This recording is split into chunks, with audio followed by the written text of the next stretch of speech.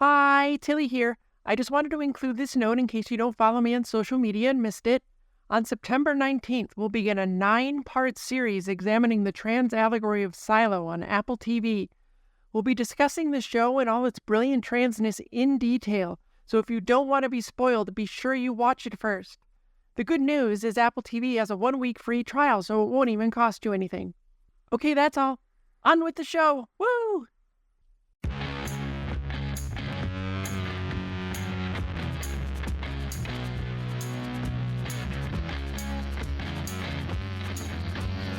Welcome to Tilly's Trans Tuesdays. I'm always talking about how important cis allyship is because it's true and I'm right and very smart. And today I'm going to show you how to be a champion accomplice with proactive allyship, aka be an accomplice, and also the WGA strike.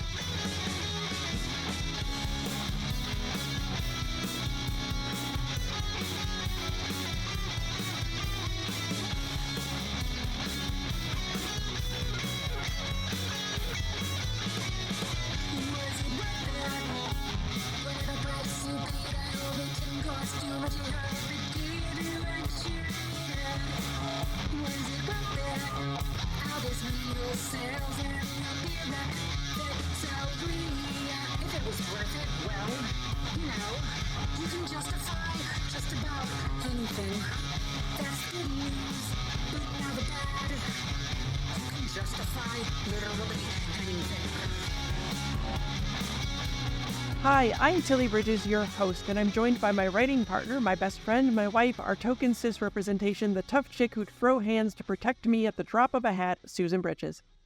Hello, I am short and angry. Our returning guest is Zoe Ann Wendler, an associate professor of technical writing at Ferris State University and the writer of Stained Glass Woman, a science education newsletter that looks at the science and philosophy of being trans medicine, and the joys and struggles of transition. Welcome back, Zoe. Hey, Tilly. Hey, Susan. It's awesome to be back. Yay! Okay, so I wanted to ask you about being a professor while also just so happening to being trans. How's that been for you with like the faculty and the students? And has it been good? Okay? Are they accepting? So the stereotype, I am in English, right? That is my kind of parent discipline, which is very firmly in the depths of the humanities. And what you have heard about professors being generally to the left of the political spectrum is 100% true. And that's not because of some sort of malicious conspiracy. It's just the more conservative folks tend to go into engineering or something. But the play out of that is that when I came out publicly at work, and at the time I was advising my entire program, so all the students in my program too, came out to all of my coworkers and all of my students all at once, I ended up spending the rest of the entire day responding to congratulations emails, both from my students and from my colleagues. One of my graduating students even sent me an email saying that me coming out gave them the confidence to face questions that they had been dodging for their whole life. Oh, that's the best. Yeah. So, I mean, I've come to be a really big believer in representation because it helps us imagine a better life for ourselves. It absolutely does. I say all the time, like when I came out, I had to thank all of the trans women, especially trans women writers that I saw out there that made me think I could do it too. I could be a writer and an out trans woman and be happy and have a career. And it makes all the difference in the world. If you can see it, you can be it, right? So representation is vital. So for you, what has been the most surprising thing about your transition? Oh, goodness gracious. I've been dithering on this all day. You gave me the heads up about the question and I still don't have an answer.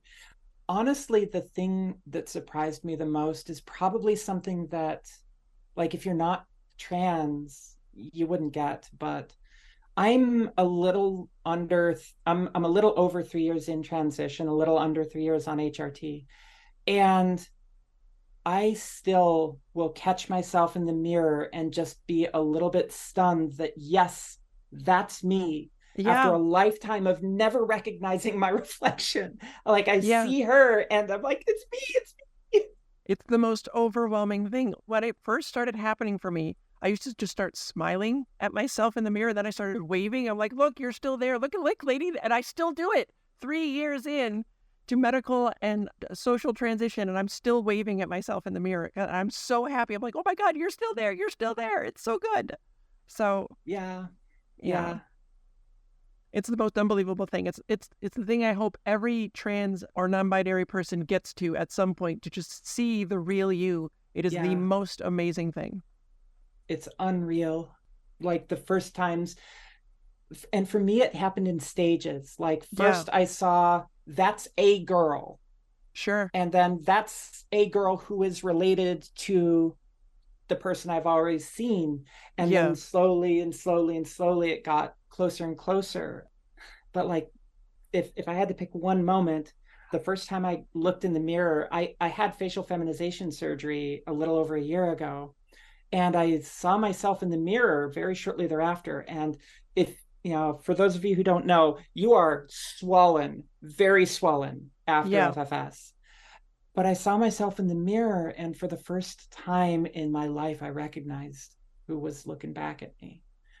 And I just cried so hard because I didn't expect it then. That's when my face has looked its worst in my entire life.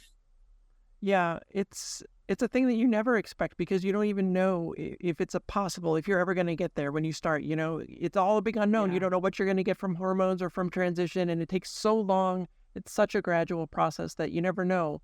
I think I was afraid to hope I might ever get there, because if I didn't, it would be extra crushing, So I just tried to not think about it. And then one day it happened, and I don't know what caused it, but it was like magic, and it's the most beautiful thing. Yeah. What's one piece of advice that you would give to people who are just starting their transitions? So this one I know, and I'm actually going to pass on the best piece of advice my dad ever gave to me. And he died before I figured it out. So he never got to know any of this. He never gave me advice. But the best piece of advice he ever gave me was the last thing he said to me as he was dropping me off for college.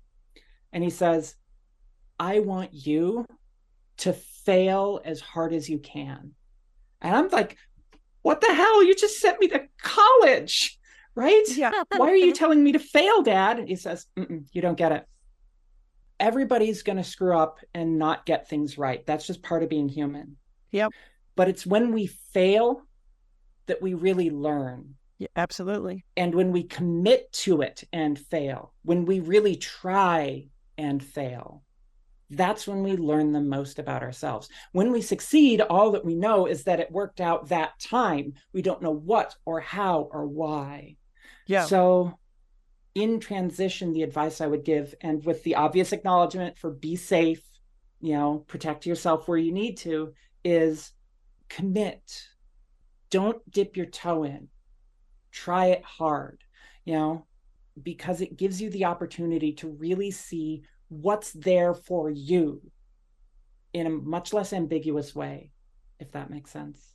I think it does. And it ties in with sort of the philosophy that I live my life by, which is that you only really fail if you don't learn.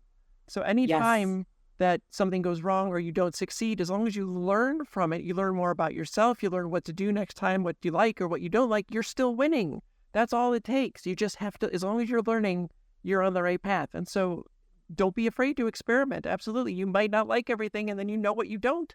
And knowing what you don't want can sometimes help push you closer to what you do. So I think also like failures, you might not see it in the moment, but they're actually pushing you toward the thing you're trying to do. Yeah. Yes. This didn't work, and you're so mad about it. Yeah. But now you get to do the next thing. Right. Now you get to go forward. And sometimes you have to get through those seeming failures to get to, the thing you're trying to. I mean, and trust, as writers, we have had some epic failures. Oh, yeah. Yes. Happens all the time. That's life. That's writing. That's a writing career. It's everything. So. Mm-hmm. Okay. And before we dive into this episode's topic, remind folks where they can find you online. So Stained Glass Woman is on Substack. You can find it at stainedglasswoman.substack.com, or just search Stained Glass Woman and it'll be the top result. Excellent.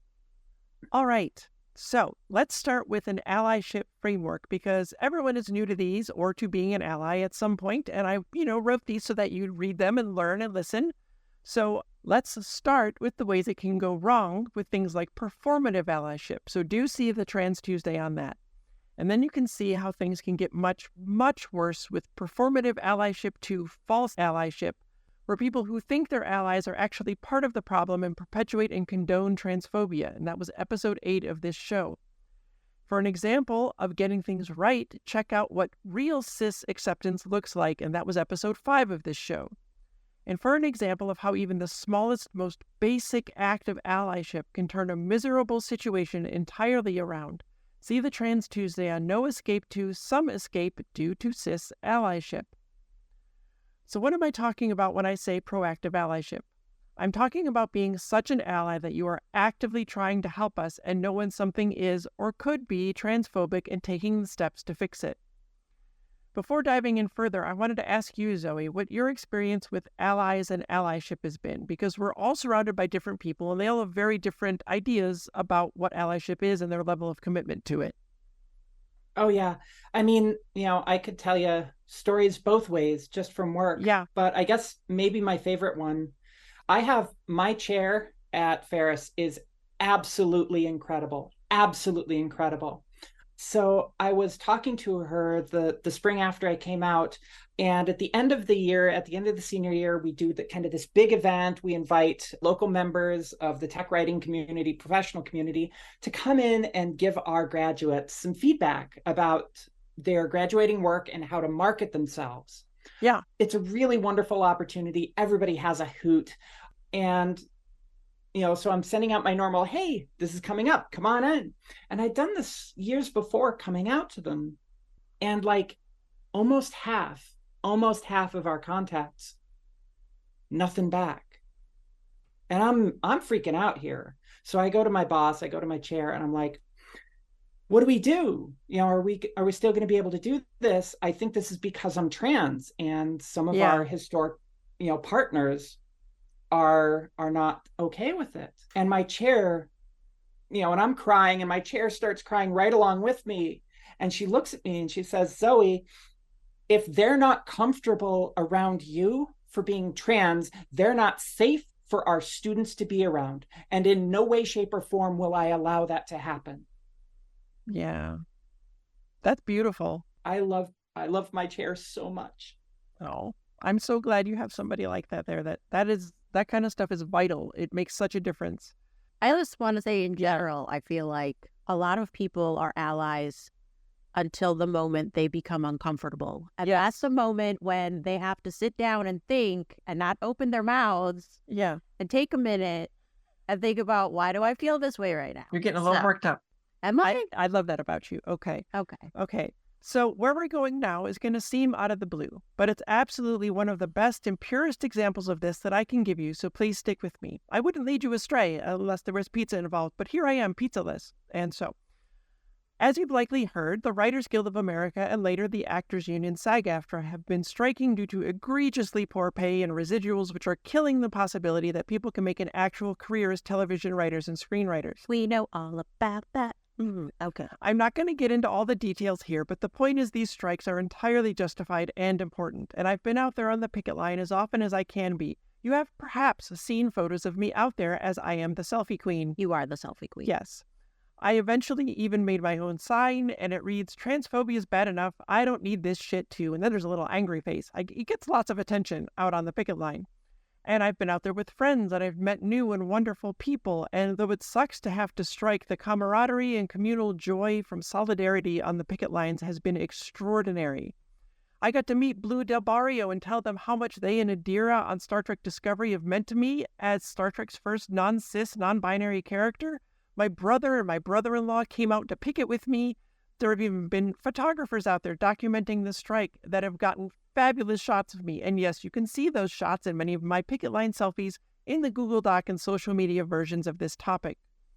I've run into J.W. Hendricks a lot. He's a writer and photographer who's been documenting the strike with truly amazing photos. He's lovely. He is. We've talked and become friends, and he came to my reading and signing at Book Soup, and he took photos, and If you somehow missed me never shutting up about it, by the way, this was for my book, Begin Transmission, The Trans Allegories of the Matrix, which began as Trans Tuesday Essays and is now out everywhere books are sold in hardcover, paperback, and digital.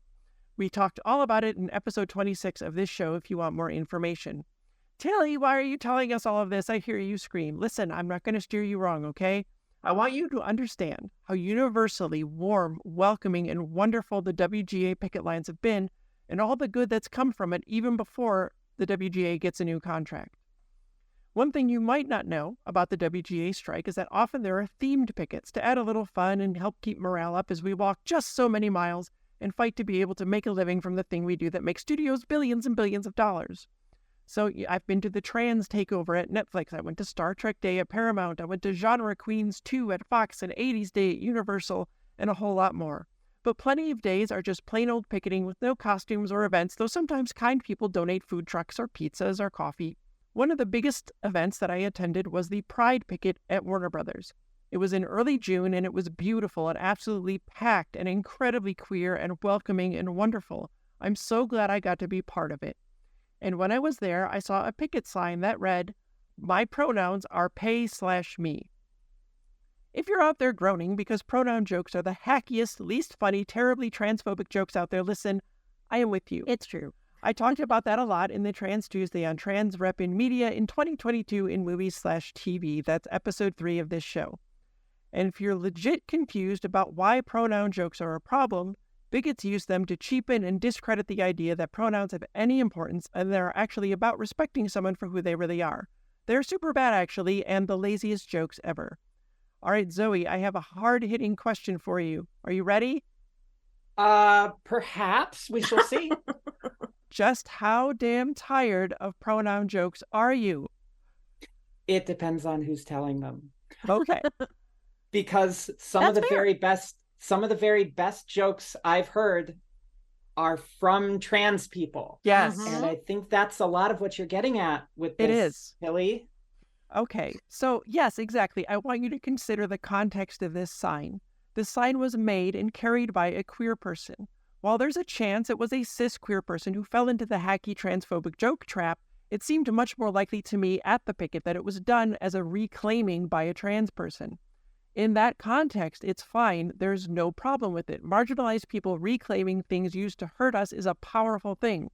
I talked a bit about that in the Trans Tuesday on Cis is Not a Slur, which was episode 30 of this podcast. And also the word queer. Yes. In the reclaiming. Exactly. I love the history of queer. It's such a cool word. I like it. I think it's so like, inclusive. I'm gay and you don't have to know what flavor. That's none of your business. That's right. Yeah. I love the mystery bag of it. Yes. Yeah. That's why I love it too. But if you're not a writer who's out there striking, you also might not know that in most instances, the writer holding the sign probably didn't write it. I could actually never find a blank sign, which is why my transphobia sign I mentioned was made on a poster board and I attach it with magnets. At the end of each strike day, the signs are collected and stored and then redistributed the next day. Signs go back into the pile and make it around to different lots and locations and get carried by lots of different people. My friend Aaron Wolfke made a sign with a Chief O'Brien quote from Deep Space Nine that said he was more than a hero, he was a union man. And he made that for Star Trek Day at Paramount, and I found it a week or two later when I was picketing at Disney. That's just how it goes. I've seen tons of people not even look at what sign they're grabbing, while others are very choosy about it. So when the "my pronouns are pay/me" sign got tossed back into the stack, it made its way around and has since been carried by other people at other locations, completely devoid of its likely context of reclamation by its trans creator. And I've heard other writers talking about that sign specifically and how weird it was to see out there, because you don't know if the person carrying it is just a horrible transphobe. In fact, if you weren't at the Pride picket, you might think whoever is carrying it made it. And if that's a cis person, you're going to throw them all the side eye in the world if you're an ally worth 2 grains of salt. So I want to get your opinion on this, Zoe. If you saw people picketing anywhere and one person had a sign that said "my pronouns are pay/me," what kind of reaction would that get out of you without any other knowledge? I mean, I would assume that they're a bit of a jerk. Yeah. That's the first place your mind goes, right? Yeah, it absolutely is. Because ultimately, when you look at anything, right, we have the sort of larger language context. Yeah. And that's just basic communication theory, right? Well, when you say who is using my pronouns are, and then insert non-pronoun thing here, it's people who are deliberately and actively trying to hurt trans people. It's a way of them signaling, and it's a weird kind of thing called vice signaling to other people who are of like minds that, aha, I am the kind of person who doesn't like this othered group of people. Yeah. And if you come over to me, I will reinforce your bigotry. And together we will find community and anger. Yeah. And that's important because, like, for people who are not maybe as online as we tend to be, like, not realize that this is something that is widely used by transphobic individuals. Exactly. Yeah. I mean, you could call it a dog whistle, but it's pretty well within the hearing range of most human beings. It's just a whistle. All right. So a couple weeks back, my friend Jamie Perry, who I only know from social media and have not yet gotten to meet in person, she sent me a DM about this very sign. She is cis, but she wondered if that sign might be a problem and if something should be done. She'd seen it in with the other signs and knew it was in rotation with all of the others, and she asked my advice about what, if anything, to do about it.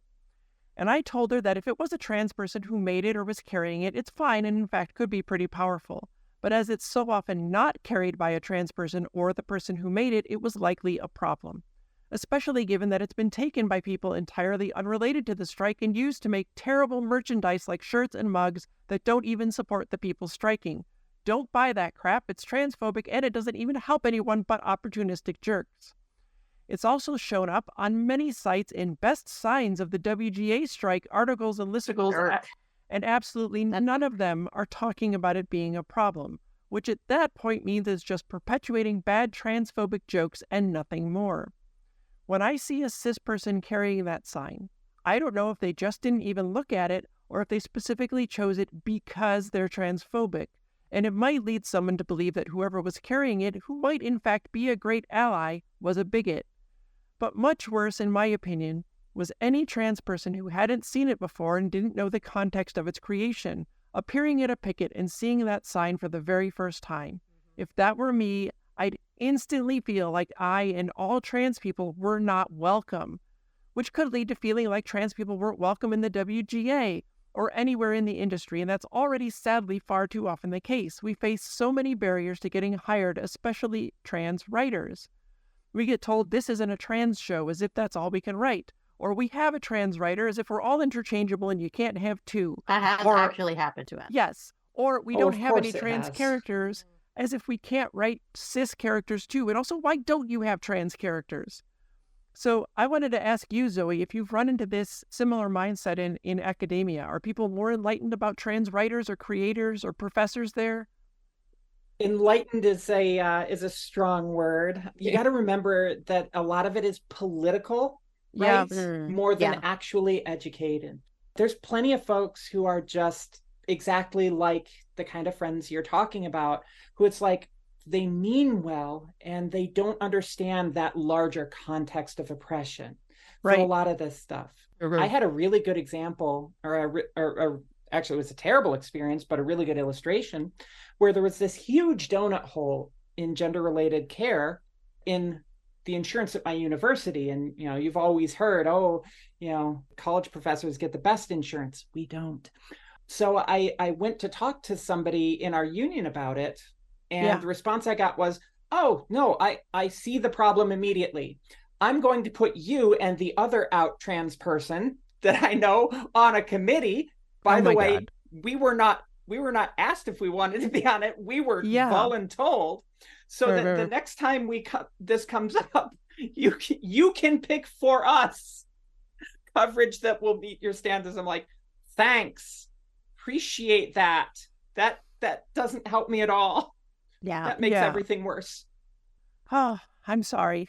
It is definitely like that. Something similar happened. I don't remember the specific details, but with the WGA, insurance not covering all of the trans-related care that it should. Mm-hmm. And some trans people, a few years ago, some trans people brought it up, and the WGA, again, being an actual welcoming place, was like, hey, this is a problem and we need to fix it. And they did. They changed the insurance and got that stuff covered, and that's beautiful. But this sign that I'm talking about, which was possibly not intended to confirm any of the crap and discrimination trans people in the entertainment industry often have to deal with, was doing exactly that to anyone who didn't know its history. So my friend Jamie, she told me she discussed it with the lot coordinator where she saw it, and they decided to pull it out of rotation. And do you understand the magnitude of that? She didn't wait for a trans person to have to put ourselves in a difficult position of complaining about it to a cis person and not knowing how they'd react, or if we'd have to explain why it was so problematic. She saw something that could have been a problem, and she just did something about it because it was the right thing to do. She didn't do it for credit or even thanks. She had no idea I was going to write about it, though of course I told her before writing and recording this. But that is proactive allyship. That is not just saying you're fine with us, not just not being a bigot. That is showing every single one of us that you actually have our backs. And you have no idea how much that means, especially in the present political climate. You've talked a little bit about this before, Zoe, but have you run into amazing moments of really proactive allyship where a cis person, like you mentioned with your boss before, did something that was a huge deal to you because so many other cis people simply won't do it? Yeah, I mean, my bosses, I could probably fill up a whole episode with just anecdotes about my boss going to bat for me. She's absolutely been incredible. But even aside from that, in my friend group, I came out to people very incrementally before I was ready to be out publicly. And so many of them responded with, "Oh my gosh, I'm really excited for you. I understand that you didn't get an opportunity to learn how to do makeup or get a mani-pedi or all of these things that are a very normal part of the feminine experience. And I'm a binary trans woman. I want to make sure you get that." Like, I was thrown a slumber party at one point. It was ridiculous, and we had a blast. And that's the thing. It doesn't need to be these big public efforts. It doesn't even need to be public at all. It can literally just be something as small as, "Hey, is this the thing you would like? Because I would like to do it for you." Yeah. And just, it can be as simple as overt, unprompted actions to make us feel welcome and seen for who we are. Absolutely. In my Trans Tuesday interview with Shakina about her fabulous and deeply needed trans episode of Quantum Leap, she mentioned she preferred the term accomplice over ally, and this is what she meant. That interview was episode 7 of this show if you missed it. She wrote right into the episode, "Allies sit in the bleachers and wave a flag, and accomplices have skin in the game." This is 100% what my friend Jamie did, because she could have faced blowback or anger over bringing that sign up. You never know how these things are going to go. And she took that on herself, knowing that if it went bad, it wouldn't be half as bad for her as it would be for a trans person. And she didn't wait for anyone to ask her to. She just did it because she's a proactive ally, because she's an accomplice in our liberation. And it all went fine, and the sign is out of rotation, and nobody was even upset about it as far as I know. But it was such a small gesture on her part, and it could make an entire world of difference to any trans people who are going out to those picket lines. Thank you for being here, Zoe. Oh, it's been an absolute pleasure. Always is. With one small act, my friend Jamie actively made the world better, easier, and safer for trans people. And if you're up for it, Jamie, no pressure, I'm going to hug you extra many times whenever we finally meet. Be an accomplice to marginalized voices. Help make the world better for all of us. Tilly Bridges, end transmission. Tilly's Trans Tuesdays is hosted by Tilly Bridges and Susan Bridges, with audio editing and sound mixing by Jillian Morgan. Special thanks to Daisy and Jane for the use of Sorry Not Sorry as our show's theme music. Please stop by and show your support at daisyandjane.bandcamp.com and soundcloud.com/daisyandjane. You can find me at Tilly Bridges on Twitter and Hive, on Mastodon at tillybridges@mastodon.social, at facebook.com/TillySBridges, and on Insta at HeckYeahTillyBridges. And you can find Susan on all of those at Susan L. Bridges. The Google Doc and social media versions of this week's topic and all past topics are available at tillystranstuesdays.com.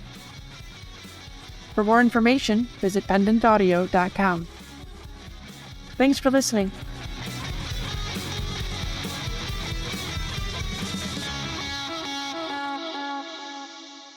Hello. I am short and angry.